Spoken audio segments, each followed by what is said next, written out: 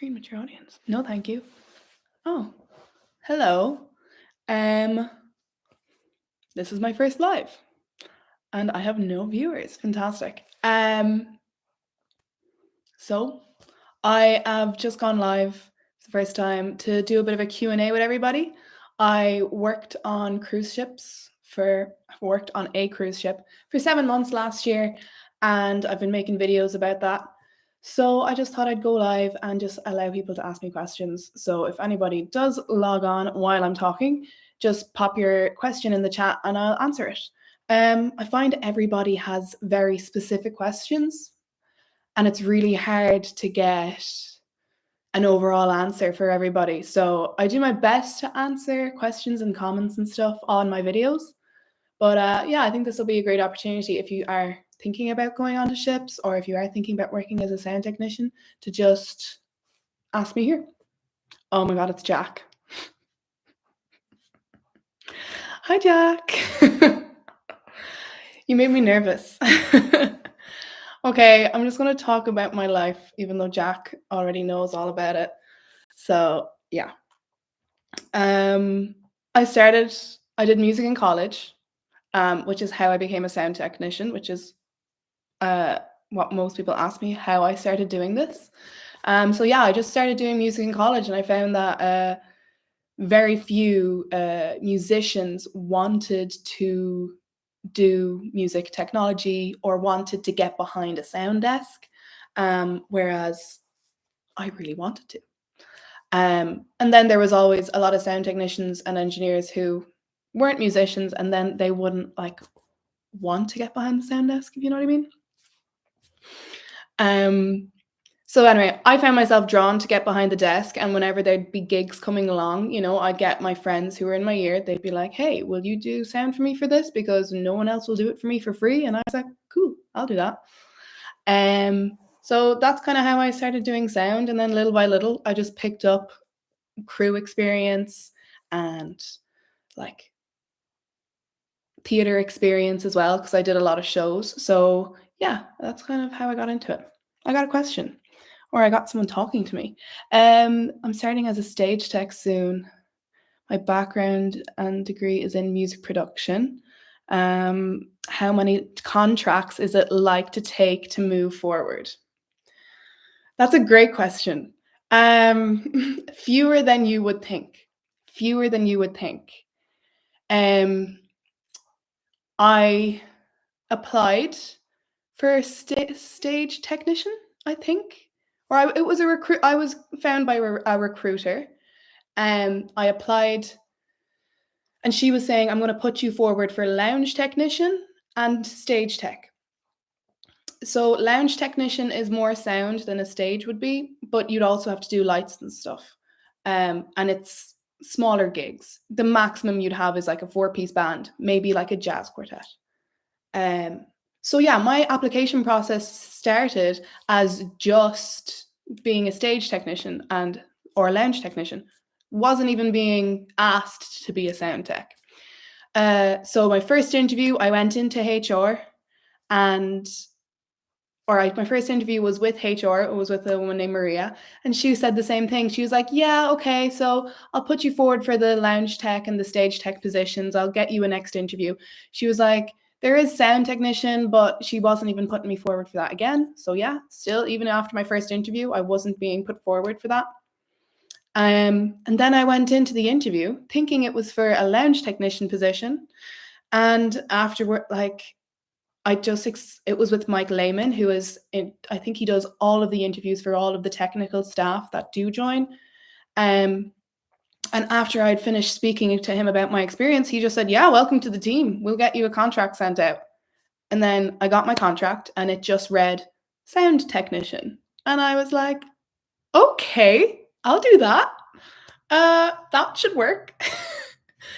So already, before I'd even started in the company, I had gotten further than I'd expected to. Okay, next step for sound technician is head sound and light technician. I was head sound and light technician 5 weeks after joining the ship. So yeah, there's that. Um, that's all I can say. I mean, it's written in the contracts that you have to be on board a ship for 2 years or two contracts before you can be head sound and light technician. So, but there was no other technician on the ship who had been in for two contracts, and they needed somebody. So I got that job. Um, so I can't emphasize this enough. Faster than you think. If you go into a um, if you go into your job and you do a good job and you go up to the sound technician, you just say, hey, I have a sound background, I've done music production, I'd love to know more. They're like, great, do this for me. you know that's the way I find it. There's a lot of cases on board royal ships with the lighting technician I was working with in his previous contract. Well, one of the guys I was working with, he started off as a stage staff like yourself, and then a lighting technician got fired from one of the venues, and he said, I'll do that job, and everyone was like, great, go do it. So yeah, that's really good. Which company have you been with? I was at Royal Caribbean, but I'd imagine a lot of things are quite similar, because I do find that a lot of ships are really desperately looking for just technicians who are competent, and who want to be at sea. And quick then, yeah, just apply yourself really well. Pretty much, yeah, just go in and just wait a while. Another guy I was working with, Adrian, one of my quite good friends, he was a stage staff. We both entered. He was like there an extra 4 weeks than I was.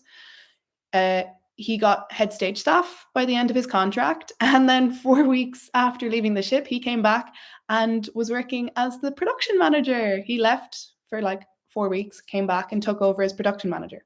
He just applied himself. And he even overstepped, I don't know how many ranks you could call that. He was like my boss if I had been on the ship when he was back. But he just applied himself really well. So yeah, don't go in thinking, oh no, I'm going to be stuck in this forever, because it's amazing how quick the turnover is. Jack, I'm sorry, I'm ignoring you. Do you see yourself going back to ships, or are you liking your time on land? I don't think I'm going to go back to ships. As much as I enjoy them, it's great having work every day. It's great having the really amazing theatres, and I like working with casts, and they really do equip their ships really well. But I just have a life on land, I just have, and I have a boyfriend on land, and 7 months was a lot, and it was really fun, but there is enough work on land. Like if there was nowhere I could work on land that was like a ship, I'd probably try and do more ships, but it's just such a long time to be away from home. I also want to continue studying and do a master's and stuff. So I just think when you go and you're on a ship, it's really hard to prep for that at all. Like I went onto the ship in the hopes that I could get to do a bit of prep work for my application for a master's, and you just can't. It's just impossible to do. It's just really difficult. But yeah. I'd also say there's a lot of room for growth within the company if they see you're a hard worker. Yes, Jack, yeah. They like to work with people they see that show potential. Absolutely. Even without potential, as long as you show up on time, just show up on time. Don't be messy. Like just show up and put your best foot forward. Literally, a good attitude will get you in the technical department. Jack is coming. He was my boy too. So he's a singer. He's in the entertainment department. But yeah, a lot can be said for just turning up with a good attitude and just being like, hey, I'm here to work. I'm happy to work.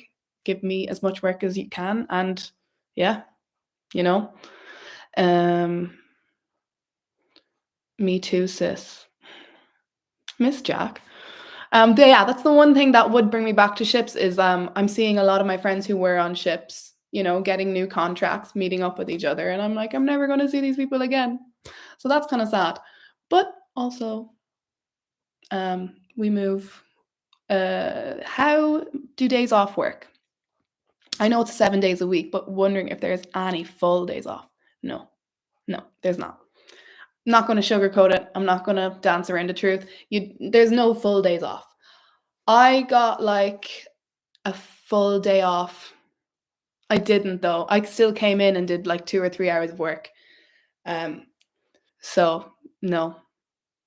Uh, sorry, but there are just really quiet days, or like so. Day one of a cruise is called turnaround day, and it's when you get all the guests off and you get all your new guests. So because of there's like people are coming into their rooms as a sound technician, you're not going to be having shows on in the middle of the day or early in the morning. So that was the day I got to sleep in. That was the day that my first call of the day was at like 5 p.m. sometimes for a sound check that could last 30 minutes because uh, we'd be doing the show we do on day one is normally pretty much the same as like every single cruise. So that would like be a day where you get like pretty much most of the day off to do your own thing. You get a certain amount of time to get off the ship as well in those days. So that's what I'd normally do. Um, but yeah, you do get time to breathe, like especially as a sound technician. Can't say for any other kind of roles on the ship. Um, makes sense. Expected nothing else. What time are you usually needing to wake up? Do you find? That depends. Depends on the day. Like I said, like the lie-in day was for me was turnaround day, and that was because I wasn't needed until like sometimes 5 p.m. Yeah, so that was great. Um, sometimes you could have a 9 o'clock start. Like on the small ship I was in, all of the shore excursions were in the theater. Everything was put into the theater. But I guess if you were in like a Studio B on a bigger ship, you wouldn't have everything thrown into Studio B because it's an ice rink. So you only have to be there for whatever is scheduled in the theater. So the theater schedule tells you what you need. If there is a case of like shore excursions, like for instance, would leave from the theater, they'd congregate in the theater and then they'd head off. So shore, what happened on our ship was that we worked with the shore excursions team and we were like, okay, when you come in the morning and you need sound, use this mic. So there would be a mic left out for them in the morning and they'd just come in. We'd show them how to turn it on and turn it off and they'd come in, use it. So I wouldn't have to be there. Now, I would have to be on call in case something happens, but I'd still get like, because their shore excursions could be leaving from 6 o'clock in the morning. So yeah, but that's just a time like you can't do anything in the theater, but so you're not really needed. So yeah.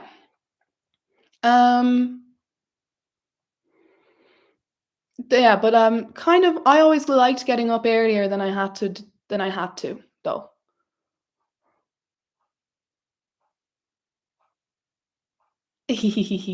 I read the word icon in that message, Jack, and I thought you were saying something about going to icon. And I'm like, no, thank you. Oh, that's so sweet. Yeah, I miss everybody from the ship actually, is the one thing that would really send me back. I just can't believe that we all will never be in the same room with each other ever again. And that kind of breaks my heart when I think about it too much. But yeah, how many stage techs did my boat? I prefer to call it a ship. If you say boat, you just think lifeboat, and then you think we're all gonna die. So my ship had 4 stage staff.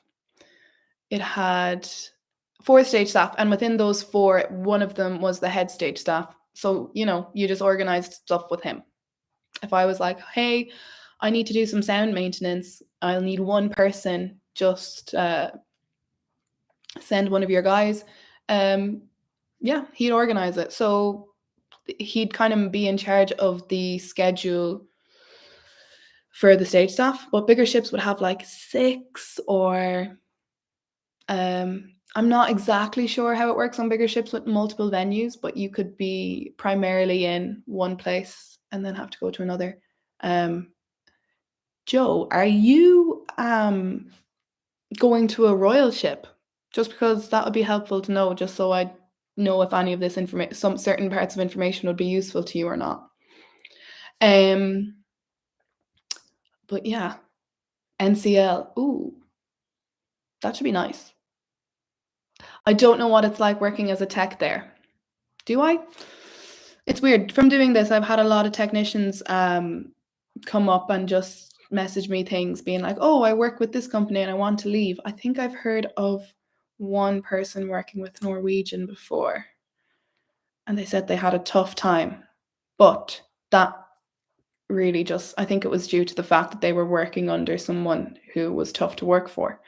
So these are all factors that you can kind of find out as much as you want about a company and about how they treat their staff. But sometimes all it takes is one person to really like ruin the vibe of a work day. But the other good thing about that is that the turnaround happens so much that even if you don't like someone, the chances are they're going to be getting off the ship before you. You'll only have to deal with them for 3 months. But yeah, that's what I found. Whenever I wasn't getting along with someone, I would just be like, oh, what's their sign-off date again? And then you'd be like, cool, I only have to deal with them for like 6 more days or like 67 more days, and then they'll be gone and I'll be happy. Which was, yeah, sometimes it helped. Sometimes you're like, oh my God, 67 more days. But yeah. So yeah, I'm not sure what NCL is like, but yeah, we had 4 stage staff and they pretty much had to look after all of the venues. But the sound tech, do you get an upgraded room or cleaning, etc? You do get different room assignments with every single kind of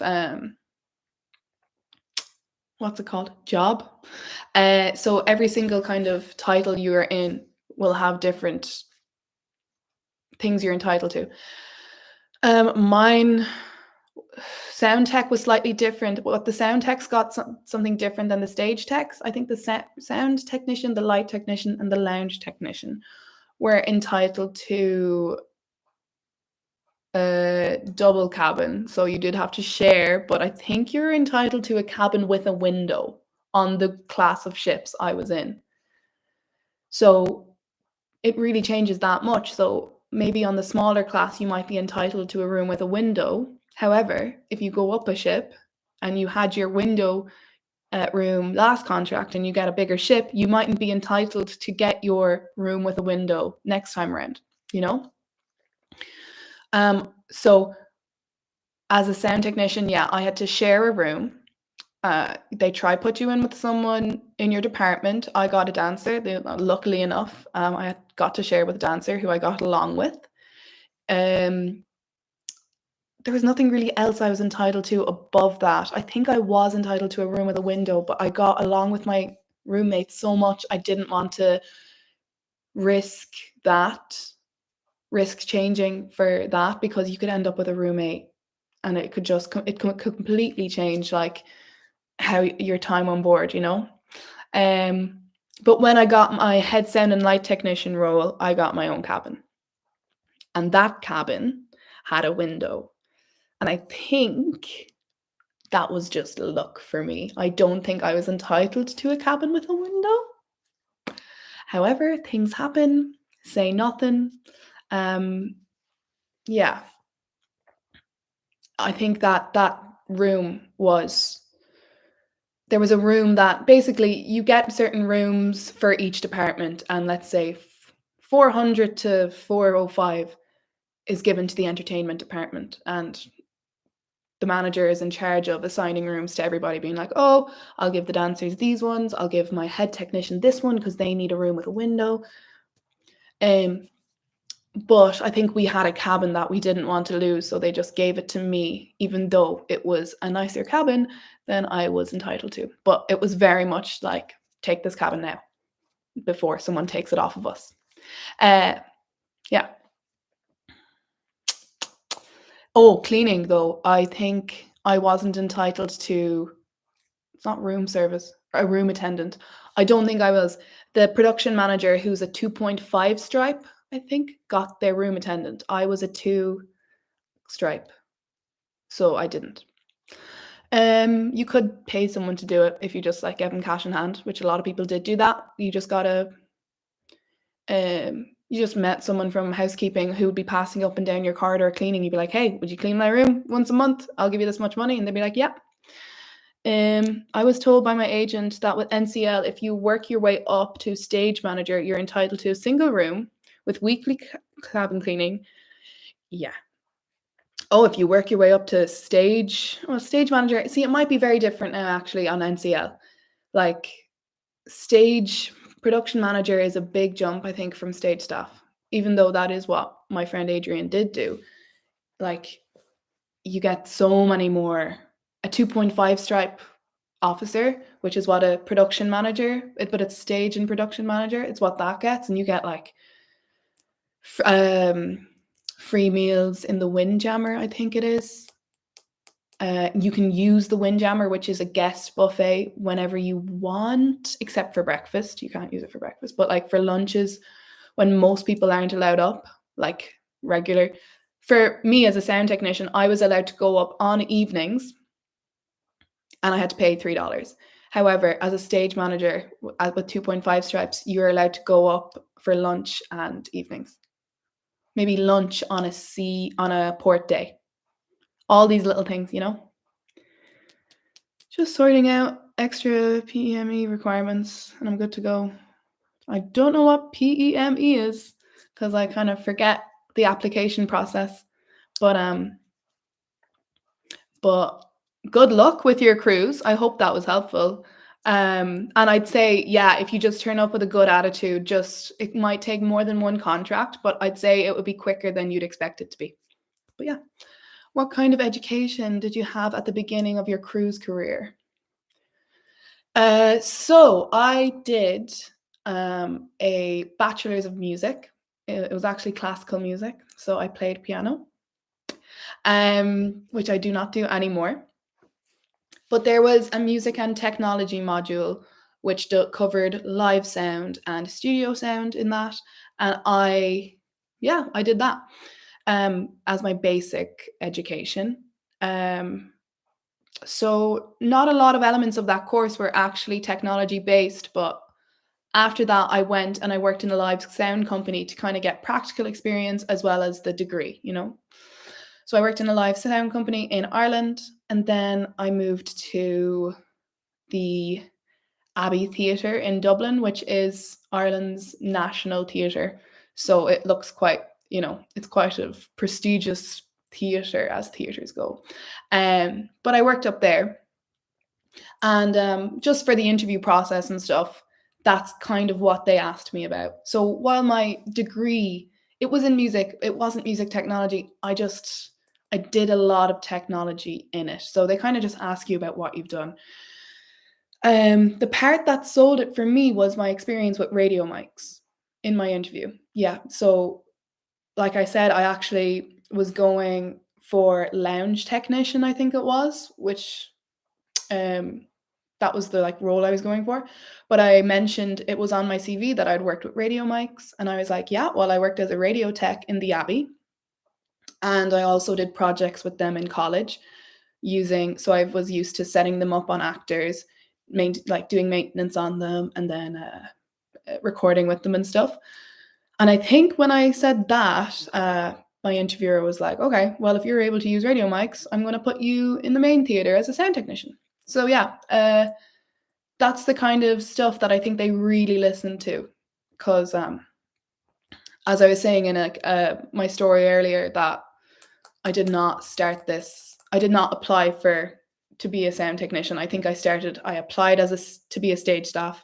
They told me they would put me forward for a lounge technician because I told them I was interested in it. And then just in the final step of the interview, they didn't even tell me actually that I was going to be a sound technician. I just got my contract. Oh my gosh. Sorry, my Alexa's going. No. I don't know how to stop it. But yeah. So that's that. I feel like I've been talking for ages. My mouth's going dry. Where's my water? Ugh. Okay. So I hope that was kind of helpful. Yeah, I can't think of anything else education-wise. I think really they care about like experience-wise, you know? Like they kind of just they're like, "Are you able to handle radio mics?" And you say, "Yes, I can." They're like, "Cool. Take this. Do that." You know? Because I went in expecting to be trained up a lot more, being like, "Oh, they're going to have really high standards," which they do, but they don't. There's no spoon feeding. You're just given a venue and you're figuring it out. You can contact things, and there are people you can ask for help. But everyone is kind of so busy with their own job, you know. You kind of like on my ship, I was the sound technician. You know, there was no other sound people, so it was my responsibility to kind of figure out any issues that came up. Which pretty much, yeah, that's what it was for 7 months. Like any issues that came up, I'd literally just be like, well, I have to just go and learn how to fix this issue that I'd never come across before. Yeah. Lots of random things can happen on ships. So that's that. Talking is exhausting, but I'm glad to just get all this out. Let's see. Recruitment, my 2 interviews. Oh no.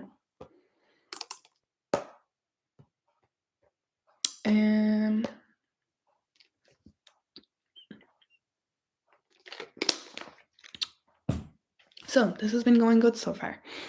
If anyone has any even random questions about food, I didn't love the food, but or like just because it is very scary leaving.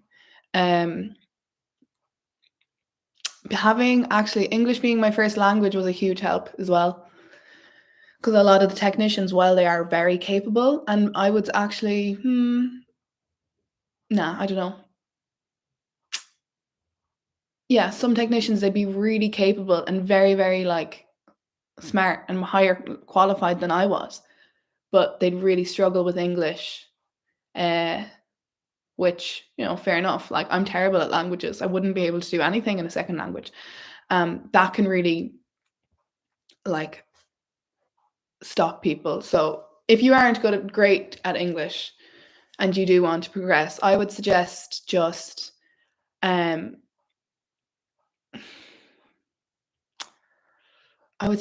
focusing on your first contract and improving your English and just doing your job. Just show up, be clean, be tidy, figure that out, and then okay. I'm still looking for another question. I'm just taking a break.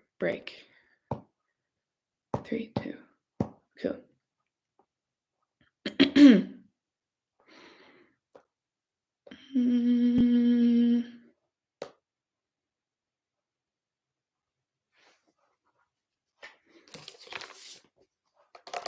So do you miss your crew life now that you're back on land? Yeah, I do. Yeah, like majorly. That's probably the part I miss the most about it, is it? Yeah. The thing I actually don't miss is the kind of lack of freedom you get. You don't get your whole day off to go off and well, you do get time to explore, but you don't have a huge amount of time that you can just head away for the day. And you do need to go through security and come back through security, make sure you're on time, make sure that you haven't missed work. It's a lot of pressure. So some days I just wouldn't leave the ship so I could breathe. But yeah, when I think about going back to work on ships, the main thing I would go back for is to get to work with people again. It's really, really fun just getting new people in, like every few weeks. One stage staff leaves, another one comes in. getting to work with different casts. It's just, yeah, it really keeps kind of the work environment very fresh. Uh, yeah, so I miss. And I was just saying earlier that like I'm seeing a lot of the casts and stuff. They do a lot of contracts, and um, I even have like I see pictures of them when like people who I would have been friends with in their original cast, they're porting together and they're like meeting up on their port days and then going back to their different ships. And I'm just like very upset because, I'll never get to like go and meet them. Ireland has three ports, three ports. And there are no like home ports in Ireland. So there's just very few, there's a very rare chance that there will be a ship with people I know on it coming to Ireland. But I actually have a friend of mine who have just started, who I did a show with here in Ireland. Owen, hello. Who started as like second officer on a ship, or first officer. I can't remember. And he was working on a ship with a guy who was in my cast. And it's a very small world. I'm finding the more time goes on, the more connections I have with Royal, and the more I get to like miss people, which is very sad. But yeah, I do think I'll go out and make an effort to go and meet people from the crew again. But it is just easier to say and think about than actually do. So yeah, but that would be the main element I miss about it. Wouldn't miss everything. I was saying I'd probably do an hour on this if people ask me questions, and people have been asking me questions, so I might just keep going for another little while if that's cool. I'm gonna do a proper one of these, maybe once a month, I think, so that people can like just refresh and ask questions again. Working on land. That's what I'll talk about now. So yeah, I've moved back and I've started working on land, and it's good and it's fine. So the nice thing about the ship was that like as a sound technician, everybody was like there. No, sorry, everybody. Everything was there. Everything was bought and set up and ready to go, and all the shows were there, and you just had to learn the shows, and then you didn't have to worry about anything. But here, the performance or like the theater industry in Ireland is a lot different. Ireland is such a small country, so like the theater I was working in on the ship was a lot bigger than the theater I'm currently working in now. It's probably just as busy, but like the equipment and everything was so much more up to date on the ship, which is like you'd be surprised by that because theaters in Ireland were just made at whatever time they were made, and that's the standard they've mainly stayed at. Very few get significant updates, which is what's nice about it because they still have that old theater feeling. The one I'm in now is like really, really, really, really old. So it has its I don't know, characteristics to it, but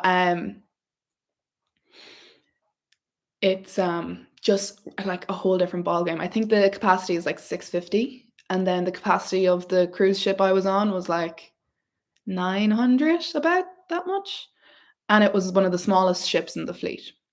It was also one of the oldest and smallest ships in the fleet. The equipment in it was 20 years old. So yeah, the equipment was some of the oldest and not looked after equipment. It was looked after, but it was still it will be the first thing to be scrapped out the door, do you know? It would be one of the lower levels of the type of equipment that was on the ships in the rest of the company, essentially. It was still, though, so much better than any of the equipment in the theatres in Ireland, not just the one I'm in. I think it's just common thing with theatres in Ireland. They just don't have they don't have the money really for the technical stuff, and like that's kind of like a pity because I suppose like Royal can afford to buy all of this equipment because they have all of the cruisers, and then they just buy a new ship, and all the cruisers come along, and then they can buy this new equipment, and it's all great. But yeah, they kind of just make the shows to make money, whereas like the theaters in Ireland, you get a lot more kind of your soul won't be destroyed from doing the shows that come into the theaters. You'll get something wholesome like a stage school coming in. You'll get something very artsy. You'll get something you don't understand whatsoever, which happens to me a lot more than I'd like to admit. But people are a lot more kind of passionate about these projects, and even though they're not getting money from them as much as they should be, they're still doing them. So that's the one thing I do quite like about working on land. But I do miss having the nice shiny toys. And the nice setups and the nice like exclusively built theaters. But yeah, does anybody have any other questions about like working on land or anything? No? Okay. I have a lot of thoughts about the state of the theater world, but I just can't think of any of them right now. No, I have a lot of thoughts about the technical theater industry in Ireland after going abroad and coming back. Obviously, I specifically sound related issues, common practices that are kind of not there in Ireland, but are there in ships and stuff. Another question. Thank God. How many different shows did you have on board, and how often would they repeat? Oh yeah, cool. Great question. This again was something I didn't know until I got on the ship. I didn't understand how cruises worked because there's no cruises coming from Ireland. A lot of people understood that how cruising worked, but I did not. So we had 2 production shows, which were called Centre Stage and Now and Forever. And those were 45-minute shows. And we do 2 of the same show every single night. We'll never do 2 different shows. It will always be 2 of the same show every night. And it's just because it will mean that people get to go to their earlier dining seating time and later dining seating time. Okay, I've got loads of questions coming in. I'll get to this one first. I want to explain this quite well. So, all cruise itineraries are different, but on the ship I was on, we mainly had 4 and 5 day cruises. So the cruise director would be in charge of what shows went on and when. He would set up in a thing in place, and he didn't mainly repeat it every single time. So it could be the Centre Stage show he would put on day 2, and Now and Forever he would put on day 4. And then for the next cruise, when we're doing a 5-day cruise, he would repeat that same format. So Centre Stage day 2, Now and Forever day 4. So essentially, you'd be repeating them every 5 days. But then next thing you know, a 4-day cruise would come along, and he mightn't want to put the 2 shows in, so he'd pick one and put them on. So sometimes it's every 5 days, sometimes it's every 4 days. But then a new cruise director could come along and be like, I don't like the way he has this set up. I want to change it. I want day 5 to be this show, and I want day 1 to be this show. So now your schedule's changed, and you're doing these shows back to back because day 1 and day 5. So a lot of factors come into it. Now, that was my cruise itinerary, cruise schedule. But so you can say, oh, but I've heard of 2-week-long cruises. What happens then? What happens then is the dancers get a very nice 2 weeks where they only have to do 2 shows.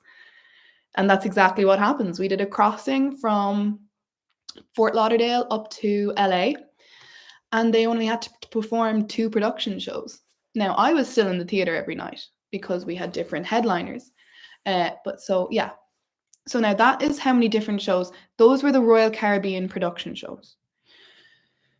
What do we do on day? Let's go back to the original format where we have a production show on day 2 and day 4. What do we do days 1, 3, and 5?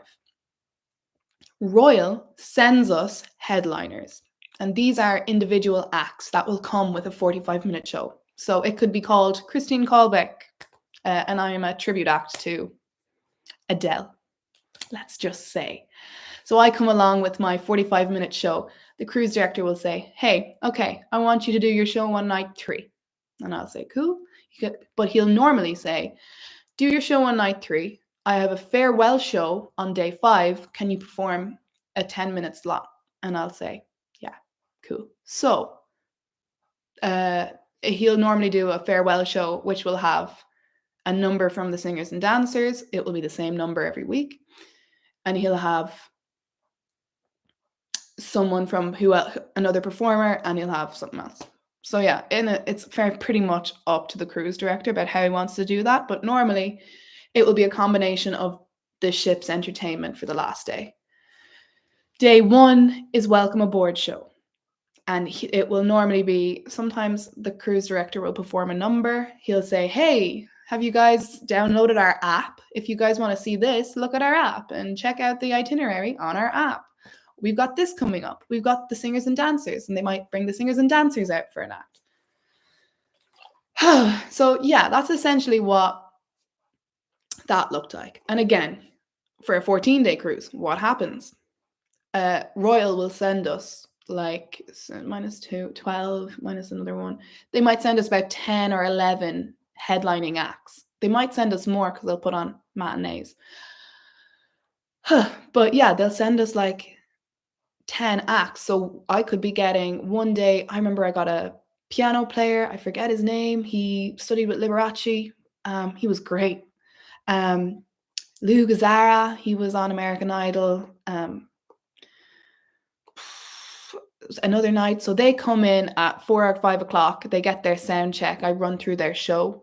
I get their show on the day. Now they can prep me for it if they want to. They can send on information, but a lot of the time that won't happen. Another thing, but yeah, and then you get that on the day. You do their 2 shows, and then in the next day, another show will come in. We can have aerial acrobats. We've had those. Those have been cool. But yeah, so basically, that's what happens. You get a show every night, but you will repeat certain shows every single cruise. So Now and Forever and Center Stage have been running on the Brilliance of the Seas since 2002. Crazy, isn't it? That's when the Brilliance of the Seas went onto the seas. These ships are built for, these shows are built for these ships. And the stages are built for these shows. So we can't come along and be like, hey, there's another show on Quantum. I want to put it on the Brilliance. I want to move it over here. You can't do that because these ships are built, unless you go into a dry dock and remake the whole stage. It's not feasible. It's just not possible. We have a run of 3 shows that we can do, and I didn't do one of them. It was Tango Buenos Aires. That's another production show. If you have a long 7-day cruise, which does happen, they can put 3 production shows onto a ship, and the dancers will have to do all of those. That is the in-depth idea around how many different shows I get to do. With regards to the headliners, though, sometimes they just love sending the same headliners to you, you know? So I had Oh What a Night, which is a Frankie Valli tribute act, on my first cruise, and I also had them on my last cruise, and I say I had them 14 times in between. Like by the 4th time I saw them, I was in the sound booth doing their dance moves back to them. I loved them. I could tell you their show. They stopped bringing cue sheets because I was like, whoop, I didn't need a cue sheet. I knew their show. But yeah, so normally they'd send this tribute act to a ship, and they could stay for 2 or 3 cruises, maybe 2, and then they'll send a new one. go there for a week, and then come back. But yeah, there's always a constant rotation of new things. Okay, favorite and least favorite large format console you've used on a ship. I've been on one ship, so I've used one console. Apologies. That would be a great question for someone way more experienced. I love the Digico. I love the Digico. Unfortunately, Digicos pretty much don't exist in Ireland. Now that is a massive exaggeration. They do. But I went in very scared of using the Digico because I'd never used one before. Because like I said, you don't just walk into any old venue here in Ireland and just have a Digico laying around. No, that doesn't happen. It's sad, but it doesn't happen. I understand why it doesn't happen. I just wish it wasn't the case. So at first, yeah, I went in using the Digico and I was like, oh my God, this is going to be impossible. Like, there's so many ways to do things. But then that made it so much easier. I'd be like, hey, I can do this by just pressing this button. And like, I ended up getting like really, really fluent and really, really quick on it. And then I came back and they were like, oh, use this Yamaha. And I was like, no, I forget not having this easy shortcut that I had built into my desk. So that was the bad thing about being on a ship. You get very comfortable. You stop learning because you're like, oh, I can do this really easily, For the sound technicians out there, that feeling when you're going into a gig when you're like, okay, focus. I have to get all of this done. That feeling wasn't there. Even for the new people who were coming on board, I was still like, what are they going to bring that is going to make me, oh no, I don't know how to do this? More often than not, nothing. Yay, Digico, which one? I run what does that say? I run a AV business and I love the SD series. SD8. But yeah, so I pretty much could only use the SD8 and the rest we have were Yamahas. I'm after forgetting the name of them. That digital desk that were just really, really, it's like a really old digital desk. The Yamaha LS9s we had in all the other venues. And yeah, that was something, that was interesting. But for context, the venue I'm in now have only just gotten rid of, like in Ireland on land, have just gotten rid of their LS9 and we now have a QL5. But, just to speak, like the ship I was on is 20 years old and it has some of the lower end equipment and they were only using LS9s in their venues where they had very small bands. Our main venue had. So, that's the kind of thing I'm used to walking into. Like we have a lot of Midas's and like, so yeah, we had M32s and X32s. Yamahas mainly in theatres though. Most theatres in Ireland, you'll walk in, there'll be a Yamaha. Now, could be wrong. No, I'm not. The Abbey has the Yamahas. Even if it's not a CL5, like the Watergate Theatre, I know has a really old. I don't know. It's a Yamaha though. I forget the name of it. What is it? It's a big one. Really old. I think it's digital. It's just huge though. I've got some LS9s and the M7s CLs and the QL1s, and they go out all the time. Only have one Digico SD9. SD9.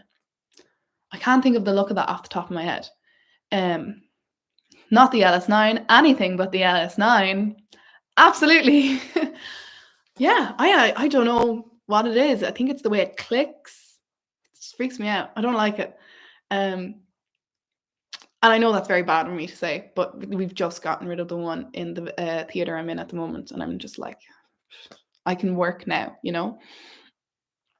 I will be joining Viking cruises soon. I'm very excited. Your videos just give light on what to expect. Yeah, that's essentially why I started making the videos. Because like I just said, I went in not even knowing what like a cruise was. My country, like in Ireland, we just don't have cruise ports. People don't go on cruises that much. But if you go on a cruise, you have to fly to a different country and then you have to get on a ship and sail to different countries. It's just a bit awkward. I can understand why like Southern Americans like who have loads of cruise ports, or even like Europeans go on cruises, but I don't know, it's just a bit awkward.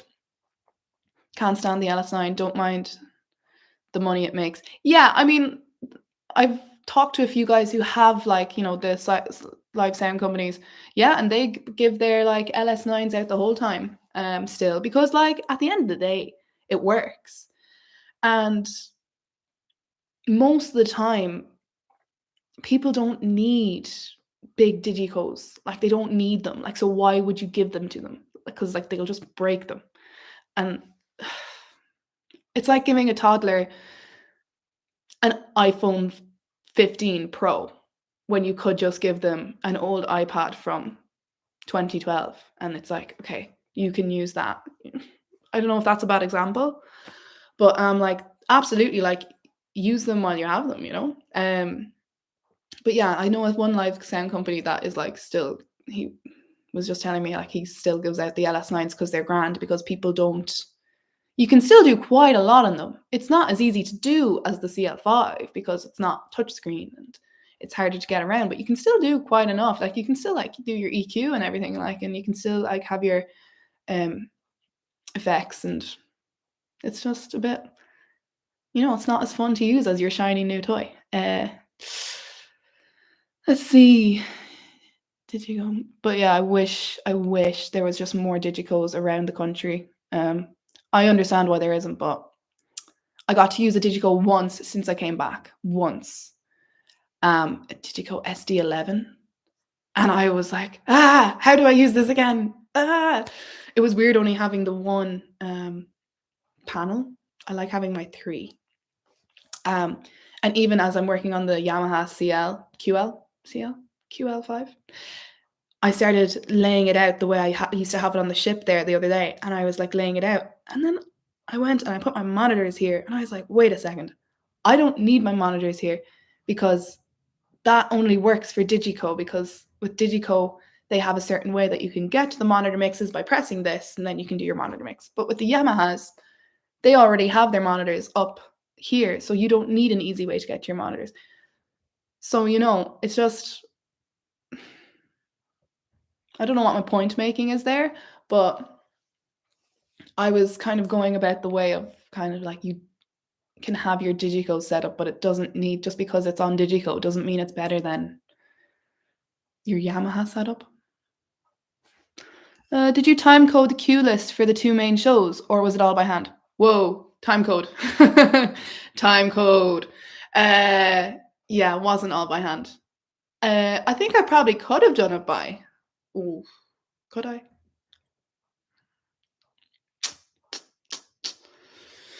I could definitely have had a go of doing it all by hand by the time I was 7 months on the ship. But no, it's time coded. Because like I said, that show has been running on the ship since 2002. A cast comes in every 9 months, and a musical director comes, and a choreographer and a director comes, and they reinstall the show. So they will check in and make sure the show is how it is supposed to be. And once that show is installed, don't touch it. You're not allowed to change it. Now, things can happen. You might need to like re-record a sick track, or you might need to do things here. You might need to install a new boy one, because that does happen. But you're not touching levels. You're not touching track levels. Well, no, you're still live mixing, but with regards to like the actual kind of tracks that are being recorded and stuff, like once those levels are set, and once your levels are set in the mix, you're using snapshots on your Digico. So yeah, each song has a snapshot. Even sections of the songs will have snapshots. Don't touch that once it's installed. Now, yeah. So, but yeah, so just for a sound technician's point of view, it would need to be time coded, because like, why? I would never have learned the show if it wasn't. I would have been like, it just makes more sense, because then when you turn up, all you're doing is like learning your certain cues that you'll have to manually press, like a manually unmuting and muting certain aspects, but there could only be like 3 or 4. And then you're just learning to live mix. Whereas if you had to learn how to mix a whole show, it would just be really hard to keep the standard the same. And Royal, it just wouldn't work. And that's how you keep a show running for 20 years, You time code it and you come in every 9 months and you check that it's good and you leave it and you come back, you put in a new cast, but you make sure things are running. Look, elements will always change. Musicians, cast members, technicians working on it. But yeah, it would have to be time coded. We used Ableton that ran our time code clock. Things broke. Oh yeah, time code stopped working. Yeah, the show jumped from one scene to another. Yeah, it played sick tracks when it shouldn't have. But, look, this happens. I second that. I can't stand using. Oh no, you already said. The number of times I get someone asking for an Allen Heath D Live or a Yamaha CL5 with 12 inputs on their show is ridiculous. Yeah. Look, it's just not feasible. Like, yeah. Thanks a lot for that answer. No problem, Ben. Yeah. Yeah, that would be frustrating. And especially it's like, so I've worked in one kind of live sound company now. I wasn't in charge of the orders, but like it would be frustrating when you'd have people ringing up being like, "What do you need?" And they'd be like, "I don't know, I need a mic and stuff." And then you'd figure it out, and then you'd turn up to the event, and then they'd be like, "Oh yeah, I just needed a mic. Oh, we have a band over here. Yeah?" And you'd be like, "What? You've a band. You didn't tell me you had a band." Like I only packed an SM50, like I only packed a 58, like, Now, but it's the same like figuring it out for headliners who are coming on board. It's like, okay, what do you want sound wise? And they're just like, they just won't say anything. Well, you're kind of used to not getting it for that. So I was okay with that. But yeah. And working in theater again, it's like, hey, what are you looking for sound wise? And they're just like, I'm like, do you want your monitors at a certain level? No, I don't need a monitor. And then they go onto stage and it's like, I can't hear myself. And it's like, yeah, okay, sorry, that's my fault. But yeah, then it does work the other way. People coming in being like, no, I need a digital desk and I need like 17 drum mics and it's just doing a gig for like less than 100 people. And it's like, no, you don't. Just make sure you can hear everybody and then you'll be grand. The joys of timecode. I'm a lighting technician and director, and I use timecode a lot until it breaks. I've definitely had to stop the timecode and busk. I'm thinking, did we ever stop the timecode? Oh my god, I think I might have. I remember getting like a pat on the back from people because something happened with the timecode, and I remember just being like, okay, everybody, being on like cans, being like, okay, just trust me on this. I think I know what I'm doing. And then just putting it down and then just like doing something to fix it or something. And I remember coming out afterwards and everyone was like, whoa, that was cool. And I was like, thanks. It was scary. I didn't think that was going to work. Would have thought new creatives joining the company want to replace shows like that, but guess once they've spent money on designs, yeah. So that's because my ship is 20 years old. So just by the way, his question was that I thought if there would be new people coming, they'd want to replace the shows. So what they do instead is they just build a whole new ship. What would you call that? Very aware of the environment. No, what is it called? I can't think of the word right now. But No, I can understand why they don't do that. It just, it means that they can make the one big production, they can put a lot of money into that production. They can put money like, because Now and Forever, it was stunning, to be fair. Parts of it doesn't age well, I find. Like, I don't know what some of the shows are, but like the costumes, like, so I don't know how many, I think they have like 11 outfit changes just for the dancers, maybe. But like it means they get 11 really good costumes, for 12 people, and they like really good. They get really, really intricate sets. If you look at some of my videos, you'd actually get to see them. Um, and if you look at the sets, like you can kind of understand, well, you're like, okay, well, if they are going to spend $1 million on a on building a show, I guess having it run for 20 years does make me feel better. I mean, it would make me feel better about it. It does make some bit of sense. And like the lighting and stuff, that all stays as it is. You don't come in and be like, "Oh, I want to try it like this." I was always terrified of having some director come in and be like, "This is terrible. What's happened to this show? It's not up to the standard it was at." That was a terrifying, especially when the director came back. I didn't start on an install. Sound technicians should, I think, start on an install or big, I started like a month after the cast had began and I just had to like pick it up, and then a few weeks before I left, there was an install. And I remember the director was just like, "What is the point?" And I'm like, don't ask me." And I was like, "I don't even know who my replacement is, and they're just going to be running this show for 12 months." He's like, "I know it's not your fault, but," he's like, "Why?" He's like, "Oh, we should have the sound technician who's going to be doing sound for this show doing the install for it." And I was like, "I know. Look, it doesn't happen because it's just hard to coordinate that many schedules." Blah, blah, blah, blah, blah, blah.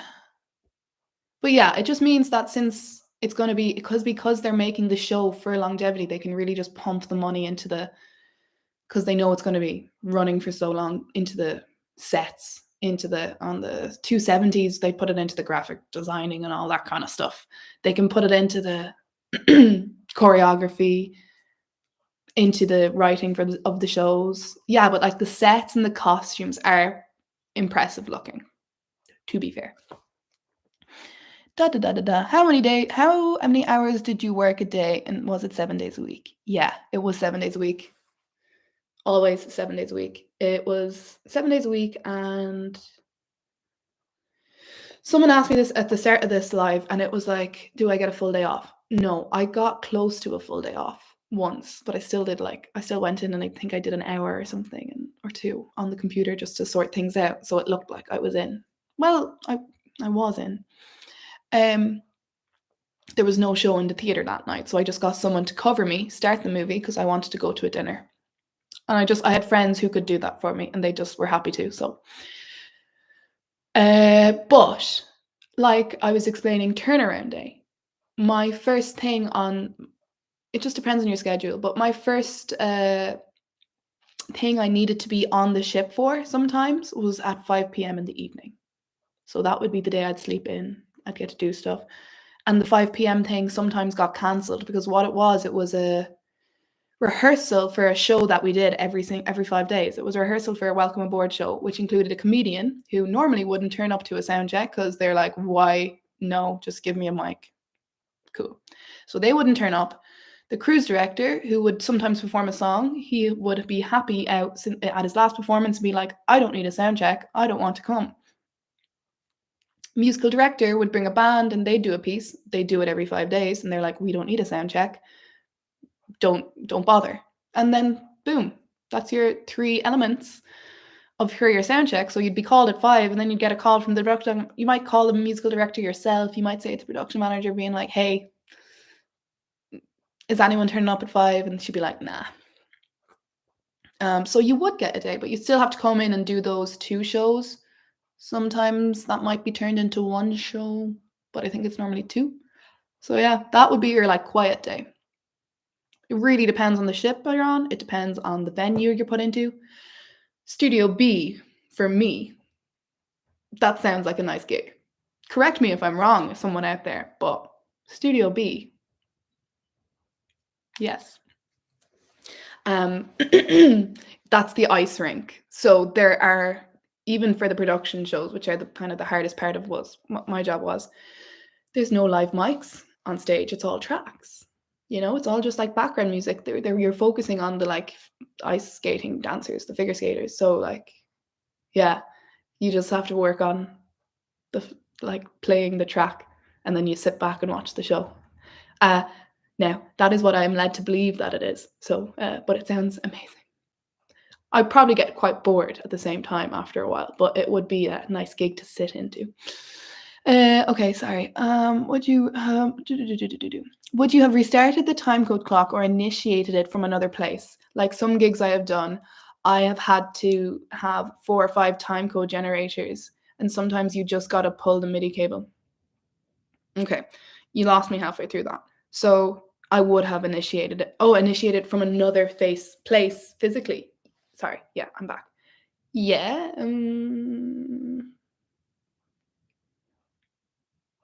So what I was thinking you meant was like, would you have started it from a different point of the tracks? Because I had it up in Ableton and I was able to see like where the tracks began. So I think I could move it to this point. If I pressed my pause, which was my spacebar on that console, it would have paused timecode. Like, so I always had control over it if I wanted to stop it. But basically there was 3 places timecode was running. It was on my desk, it was on the lighting desk, and it was in the production manager's desk, because they had to run the scenes, like the set changes and stuff, along with everything else. So production managers had no control over the timecode. They just had the clock that they were following. So yada, yada, yada. At the start of each performance, production manager would be like, "Okay, everybody here, let's locate." And then Daniel, the lighting guy, would locate. I actually don't know how he did that. He just would make sure that all of our clocks synced up. He'd press a button, and then I'd say, "Hey, I'm on 315, I think was the number, or 398, or 358, 352, 353. I'm going to say." And I would get 353 on my clock. Production manager would say, "Yep, I'm 353." And Daniel would say, "Yeah, 353." And we'd be like, "Cool, the show will just start." And then Daniel would have control of all the goes. So now and forever, time code wise, once it went through the whole show. And that was the whole show. Center stage was more tricky. There was stops and starts because there were parts of the shows that were just live and not time coded. So that was tricky. That was the one where things kind of messed up sometimes. Like it jumped from one section to another, or like it restarted at this section instead of going on to the next one that we had stopped at. Stuff like that.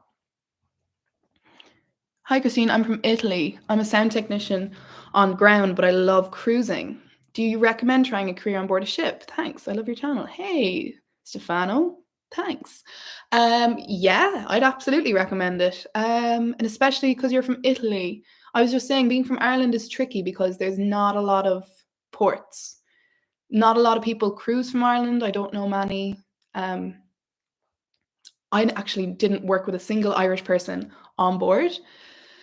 Well, there was one guy who had an Irish passport, but he was from England, so he was all right. No, he was lovely. I would highly recommend it. You get to go traveling. The European ports are lovely. If you didn't care about staying around Italy, go with Royal Caribbean or, one of those Miami-based companies. There's loads of them. It is lovely because you do get really, really nice equipment, as opposed to there just seems to be a lot of money on cruise lines, especially for entertainment. So you're using lovely equipment. You're not normally having to like set up a whole desk. Well, actually, you're not touching that sound desk once it's in the venue. You do not touch it unless you're told to. So you have this lovely desk you get to use. You don't have to set it up. You don't have to take it down. The shows are there ready and waiting for you. Yeah, you get to work with new people every day, and I think if you're up for it, it's great. And I really am glad that I did it, but I don't think I will go back. Well, who knows? 5 years time, who knows? Matt, I live in Fort Lauderdale and I'm a former stage staff 2016 on Anthem, Adventure and Harmony. Look at you, the big ships. I'm jealous. Okay. Um, Anthem, Adventure and Harmony. Okay. I know someone who's heading out to Harmony. I know someone who's heading out to Adventure, actually, in the cast. I wonder were the shows good? Your stage staff. Yeah, I have someone. Do you have Matt? If you could, like, if you're still watching, what were the shows like? Because one of my friends is going to be a dancer on it, and I believe my other friend is going to be running the shops. I love those guys, so I'd love to meet them again. But yeah, they're joining the going to be in the cast. Anthem. I think my original production manager left for the Anthem when I had just started. I'm going to Ovation of the Seas on March 20th as technical stage staff. Class. Okay. I was put on Odyssey. We Will Rock You is on Anthem. Oh my God, that's going to be a class one. Ooh. I must look up where they're going. I might go on it myself because I haven't been on a big cruise ship. You got a nice round of big ships. I hope stage staff was fun on those. I hear it can be a lot. But then again, on the smaller ships, you're kind of just asked to do more little things because there's so many little people. Like there's a smaller amount of people that you're kind of asked to do everything as a stage staff. Like you had to do wheelchair duty and stuff. I didn't, but Grease on Harmony. Oh, I met a guy who actually did Grease, but he was finished probably before you started. He's like literally he was in the last show I did. He was the only other Irish person. We're supposed to have 14 stage staff. We had 7 during my entire contract. Fantastic. Yeah, that seems right. I was just saying, to be head sound and light on board a ship, you should have completed 2 contracts. I was made head sound and light technician on my 5th week on the ship. Yeah. Not because I knew exactly what I was doing, just because they needed anybody to do it. They needed someone, and my English was probably the best. So, yeah. I heard they got rid of wheelchair duty for stage staff, probably on your class of stage ships. Probably on your class of ship. I mean, I could be wrong, but like I left in what year? I left last year in June, and it was still pretty much in swing, and there was no talks of it leaving. I remember just the senior staff meetings of the passive aggressiveness between the people organizing, being like, well, our people can't do it. Oh, my people aren't available for that. And it's like, okay. I didn't have any people for that, so I didn't have to get involved. Sorry. Ovations to see assess technical stage. What would be your advice? Technical stage staff. Oh yeah, I was saying this earlier actually. Advice for just you will progress faster than you will think if you have an interest in going into sound or lighting or production manager roles.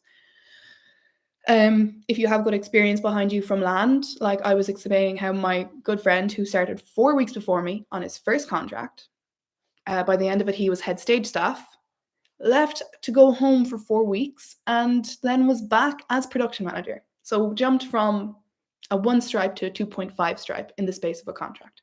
Very rare to happen. Very rare. However, he took on so much. Like he was like, hey, I'd love to learn how the CAT runs, which is the computer aided theater thing, which is what the production manager does during production shows. And then our production manager was like, who was filling in for someone, was like, well, I want to go home a month early. I'm going to train you up if you're okay with that. And I'm going to leave. And that's essentially what happened. So essentially, this stage staff was doing the production manager's kind of like job while we got a new one. And was helping the new production manager, was training the production manager in, you know? And all he did was like, hey, your man was like, if anyone wants to learn how to use the CAT, just let me know. And he was like, hey, I'd love to learn how to use the CAT. Come in.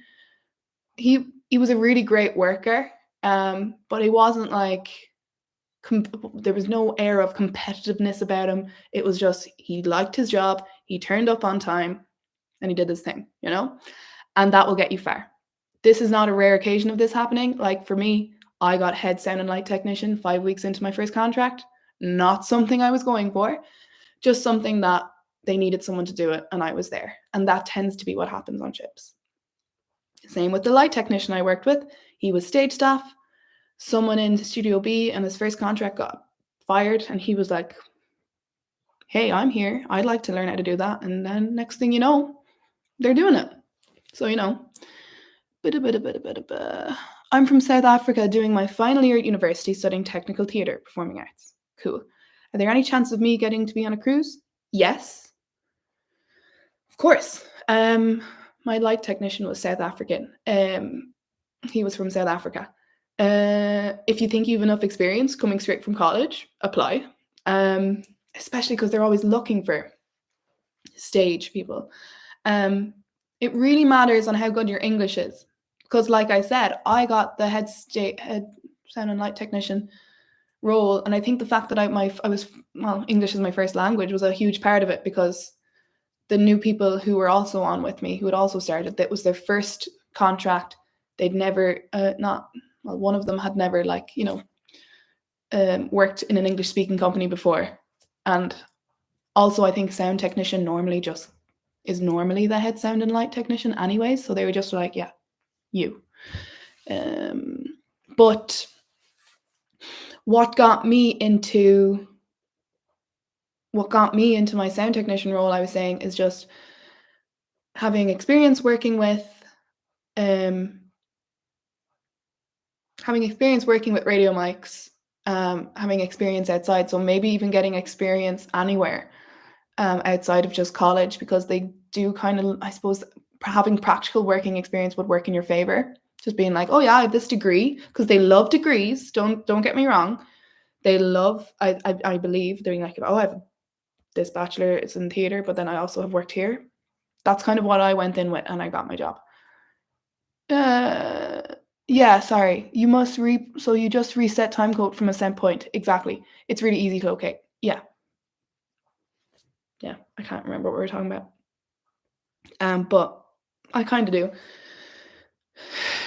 It's been so long since I've had to deal with timecode, because we don't have the systems set up here in Ireland. Which is why it's a good thing to go cruising, because they put the money into getting it perfect, They put the money into it. So, I've heard they got I saw on the Icon in person when it came into Miami for the first time, and I'm a little inspired and waiting to go back.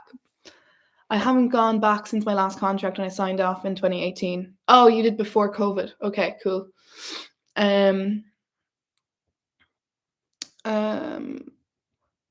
You'd want to go back though. Fair enough. Yeah, head on back. I mean, do you think you get the Icon? Well, you have nice ships anyway behind you. I guess it is a lot of cases of, if you know someone, if you've worked with this guy, being like, hey, I worked with this production manager, I hear he's on the Icon.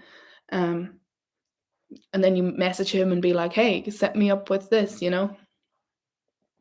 I'm interested in work on cruise ships. Now I'm doing sound engineering degree. I have experience in live sound and engineering.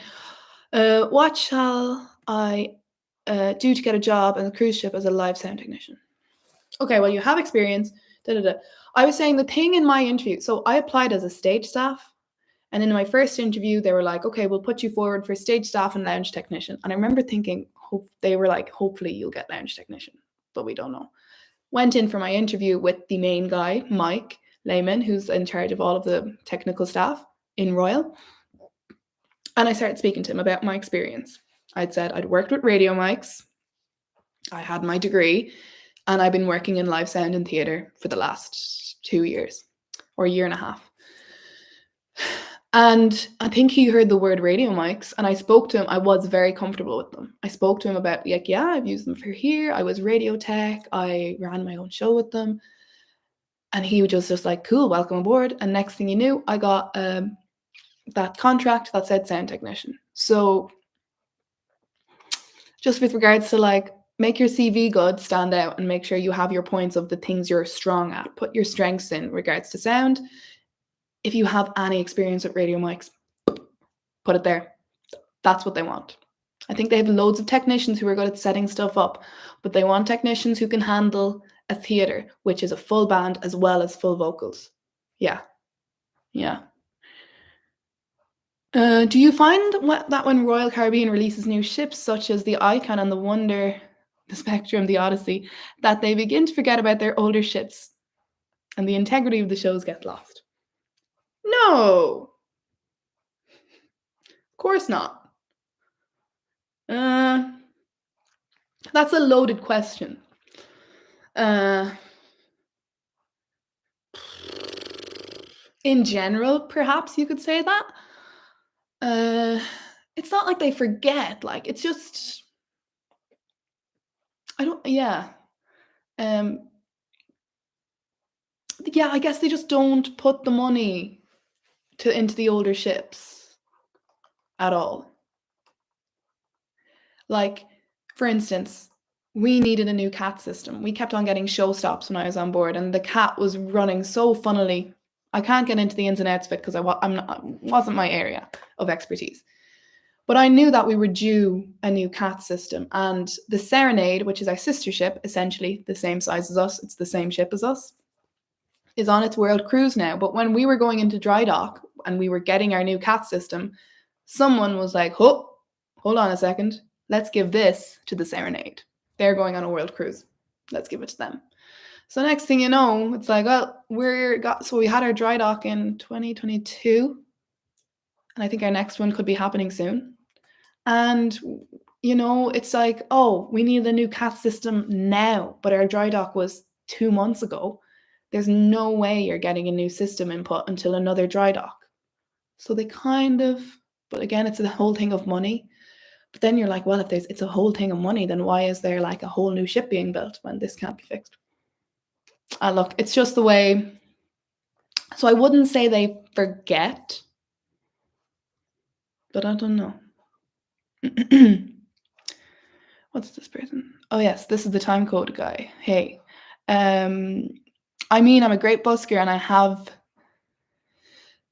had to bust a full tour, because all my time code generators broke. So yeah, it wasn't fun, but still managed. Yeah, you can still manage. Like, people won't be happy though, and mistakes will potentially probably be made. Busk a whole tour. Okay, yeah, that makes sense. Okay, a full tour. Yeah, I mean, but honestly, there's only so much you can do. And at the end of the day, you kind of just have to say, well, if you're not happy with me, why don't you try do it? And it's like, they're like, okay, we get it. Okay. Thanks for everybody for tuning in. I said I'd do an hour, and I've done an hour and 22. I'm actually getting so tired. So I'm gonna it's happened before and it ended terribly. I'm so sorry, but honestly, you learn so much from the big mistakes. And you can always look back and laugh. It might take a while. Like, I can look back at the big mistakes that I remember, like, probably crying over, being like, "I'm never gonna do it again." But, like me muting the click just before a performance began. Someone came up and was like, "Oh, I can hear something." I panicked and was like, "Oh no, I have something live." Yada, yada, yada. Muted a few things. Forgot that I had muted the click for the band. Boom. Tracks came in, and the band that were making their big entrance were like, and then I pressed go again on QLab because I thought I hadn't pressed go, which was silly. Shouldn't have done that. And then a second track started playing over it. And then there's two songs going at the one time, and the headliners were like, stop. Yeah. Look, that was very early days for me. But anyways, if anyone was a great live, hey, thanks. I'm glad you enjoyed. If anyone I'm going to give it another minute or two. If anyone has anything quick they want to ask me, throw it in. Oh my God, I've got 10 people on my live now. That's insane. Just as I'm heading off. I finished my sound engineering diploma. I have 1 year experience in live studio and 1 year experience in live events. That's cool. I'm actually hoping to get more experience in studio sound. Um, you could probably definitely get work on a cruise. Actually, I've talked about it in this live, and I will be posting this live onto my channel, so you can have a look through it. But because I think I've spoken about that a few times now. But essentially, yeah, that's great. So at 1:25, I'm going to stop because I think we all need to go and just have a glass of water and just rehydrate. Maybe that's just me. But yeah, I will definitely do another live again because this was pretty good, getting the questions like straight away and just answering them. Yeah, maybe like one a month. So I might do another one next month, and yeah, you can ask me whatever you want. I did not hear the answer to my question because you froze. Which question was it, Matthew? Do you find when Royal Caribbean releases new ships? Oh, that question. Was it this question? I think it was that one. Do you find that when Royal Caribbean releases new ships, such as the Icon or Wonders of the Seas, that they forget about the old ones? I essentially just said, no, I said that was a very loaded question, and yes and no. Okay, I don't think they forget about them.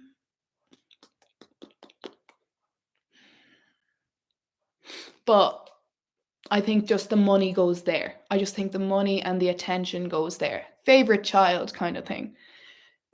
And yeah, I do remember having an issue on board and a production manager writing to about with the show, production manager writing to Shoreside being like, well, they're not going to answer this because there's a big release for the Wonder of the Seas. There's a big party tonight in Miami and no one in Shoreside is going to be at the office until Monday. So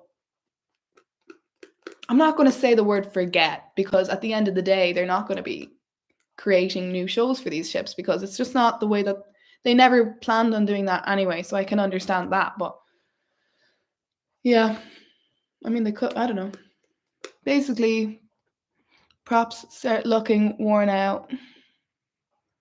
Yeah, and dated, and sets start looking worn out and old and dated. Projectors stopped working and they're supposed to be working. Yeah, I said that like on the Serenade, or we were due a new CAT system, and during our dry dock, and it was set up and ready to go. And next thing you know, the Serenade was going on a world cruise, and they stopped the input of our CAT system, and they said they'd give it to the Serenade instead. So that meant we were left another 2 years without it. I don't know how often dry docks happen. I kind of forget. 2 years or so. But yeah, if something doesn't get in during the dry dock, things don't get done. And if you don't have a good production manager who is keeping on top of stuff, who is like, we need this, this, and this, make sure it's given to me, and you just have a production manager who's like, dry dock, let's just get it over with. Depends on the ship. Ron Clark. Is this the Ron? I think that's the Ron I know. But I was... Oh, hi, Ron. Well, Ron probably knows a lot more about this than I do, so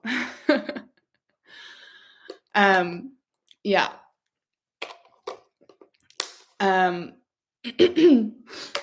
Yeah, definitely. If you actually wanted to know about ships, Ron is the guy.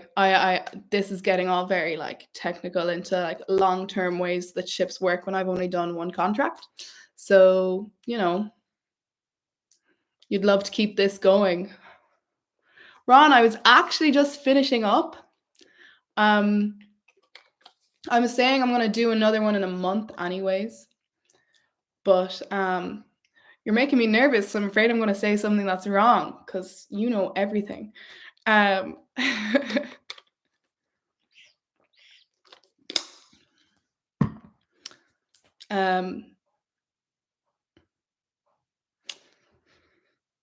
Thanks.